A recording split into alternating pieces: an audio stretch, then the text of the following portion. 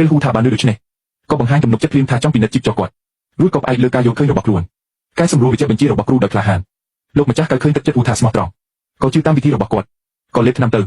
មិននឹកស្មានថាប៉ុន្មានថ្ងៃក្រោយមកគ្រូក៏បានដឹងថាវិជ្ជាបញ្ជាត្រូវបានកែសម្រួលផ្ទុកកំហឹងហ៊ូធូតើអសនីជារបស់អ្នកទេបាទអាការៈលោកកៅកាន់តែធ្ងន់ធ្ងរទៅហើយលោកគ្រូមិនយល់ហេតុអ្វីបានជាលោកកៅច្បាស់ជាក្បាលតែហ៊ូធូបែរជាចេញវិជ្ជាបញ្ជាថ្នាំបញ្ចុះឲ្យគាត់ទៅវិញដោយសារហេតុនេះហ៊ូធូក៏បានបកស្រាយថាខ្ញុំគិតថាទោះបីលោកកៅជាក្បាលក៏ដោយ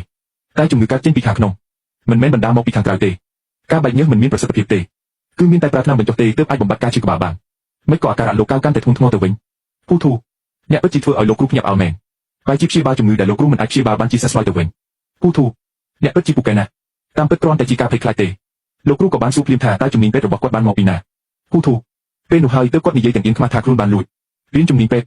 មួយផ្លែប៉ុណ្ណោះពេលវេលាជាច្រើនឆ្នាំបានកន្លងផុតទៅហ៊ូធូដែលបានរៀនពេទ្យចេះចប់សពគ្រប់ក៏បានលាគ្រូក្រោយមកក៏បានធ្វើដំណើរទៅកាន់ទី4ទេព្យាបាលជំងឺនិងកត់ត្រារឿងរ៉ាវនៅគ្រប់ទីកន្លែងតាមរយៈការស្រាវជ្រាវវិទ្យាសាស្ត្រយ៉ាងហ្មត់ចត់រៀនសូត្រពីបទពិសោធន៍អ្នកជំនាន់មុននិងការអនុវត្តច្រើនជំនាញវិទ្យាសាស្ត្ររបស់លោកបានឈានដល់កម្រិតកំពូល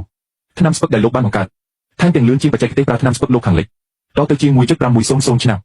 ទីបំផុតលោកត្រូវបានមនុស្សទូទៅគោរពហៅថាទេពគ្រូពេទ្យហ៊ូថាវបានក្លាយជាគ្រូពេទ្យដ៏ល្បីល្បាញអស់កលឹបជានិច្ច